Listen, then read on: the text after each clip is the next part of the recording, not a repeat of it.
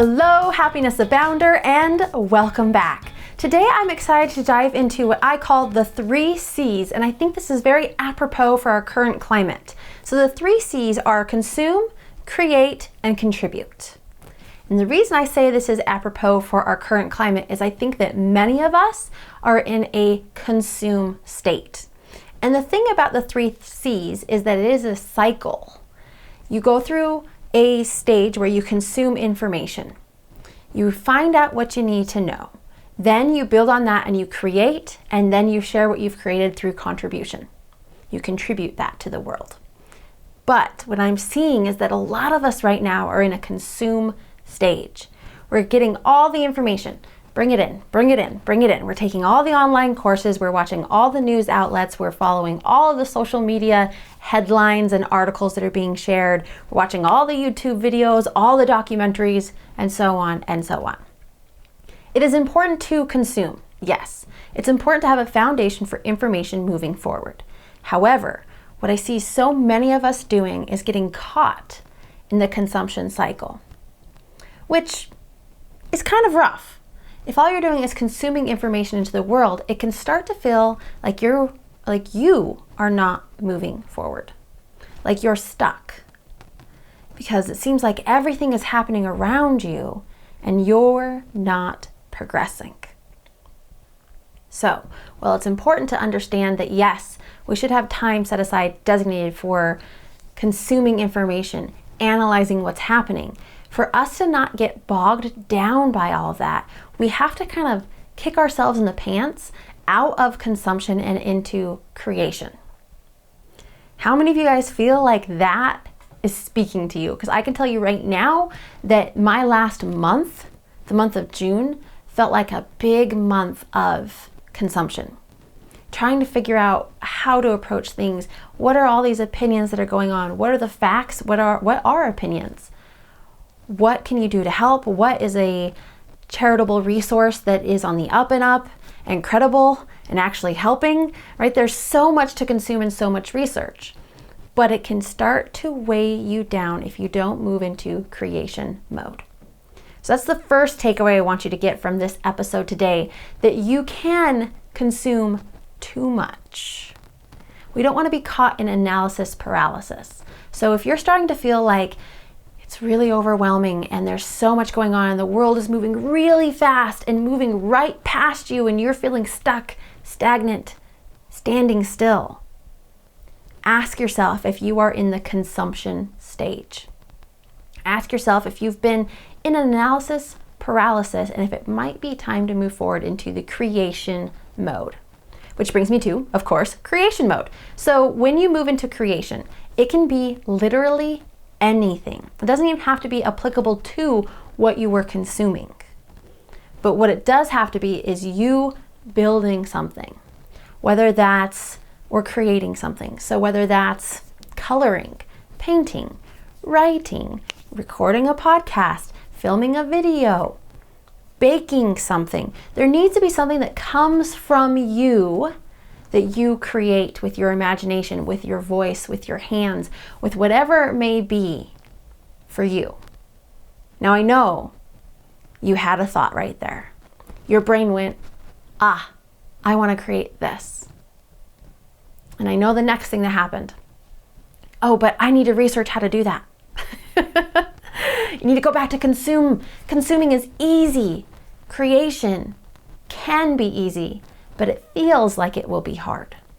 And the only reason it feels like it will be hard is because we feel like it has to be perfect, because we've been caught so much in consumption and analysis and seeing everything that's going out in the world. We feel like for us to be able to create and correspondingly contribute, it has to be perfect. And that is simply not the case. So when I said, step forth and create something from yourself, whatever that thought was that came to your mind of, oh, I want to create this, do it. You don't have to do massive amounts of research. You don't have to go backwards into consumption phase. Instead, just create it and learn and grow from that creation. And you can try it again and you can build on it then. You can make progress on it instead of demanding perfection from the very beginning. It'd be like if you wanted to learn a musical instrument another form of creation, by the way. If you wanted to learn that musical instrument, you wouldn't pick it up and expect to play the most complicated piece in the world. You would start with Twinkle, Twinkle, Little Star. And even that would probably come out pretty crappy those first couple times. But you start somewhere and you create from your being and you move forward. And then that moving forward is that contribution. So it's really funny because when we convince ourselves that we have to have this perfectionist thing, this perfect thing out in the world, so we go back to try and analyze and consume instead of create, what happens is we lose the opportunity to contribute. And here's what I mean by that. Every false start, every not perfect thing that you create is a building block to help you contribute. You can say, yes, I decided I wanted to play this instrument, and I started out with Twinkle, Twinkle, Little Star, and I kind of sucked at it. And then after about a month, yes guys, a whole month, I finally got Twinkle, Twinkle, Little Star down. And I felt so accomplished that I wanted to keep going. And now I'm on to Mary Had a Little Lamb. And you can share that story. It's relatable, and you're contributing your joy, your passion, your creativity, and your story to the world. Now, it doesn't have to be a musical instrument. It doesn't have to be story. If you're creating art, jewelry, whatever it may be, you can contribute that to the world. You also can contribute your services. Because here's the other beautiful thing about creativity in the middle of this cycle. Your creativity also doesn't have to be applicable to your contribution. But what I know to be true is that when you are creating something from your being, from your imagination, from your heart, from your desire to want to create, which is a human desire, it can build you into a person who can serve in different ways. So let's say you have a service-based business. For instance, myself, I have a service-based business. I coach one-on-one. I have my book club. I have a couple of other things in the works that are all about providing service to others. Creatively speaking, if I do a painting, that may not be my contribution to my service, but it allows me to open up, to release, to feel that creative being within me and find new and different ways to connect with my audience, to serve them better. So contribution is that way of moving things forward in your life, which comes back to when we are standing still and we're letting the world run around past us and we're caught in this consumption stage, we're not creating and therefore we're not contributing. And we feel stagnant and stand still. And when we feel like we're standing still, we feel like we're going backwards, then we feel trapped, we feel caught, and we're not able to feel true happiness. See that cycle there? Yeah, I know that hit you right in the heart because you've lived it, you've seen it. You've seen people around you do it. So what happens after contribution? Because this is a cycle. It's a full circle here. So after you contribute, you're going to get some new ideas. You're going to figure out other things you want to do. And what are you going to do? You're going to move into the consumption stage. And you're going to research, oh, how do I do this? Or what about this? Or is this happening in my industry? If not, I think I could do it. What do I need to do to get that going? Now, the thing to remember is set aside the time you need. Don't feel afraid to leap and get caught in consumption stage. Consumption stage is important. We need to consume information so that we feel equipped to move forward. When we feel equipped, we can feel a little bit more qualified and confident, and we can create and contribute.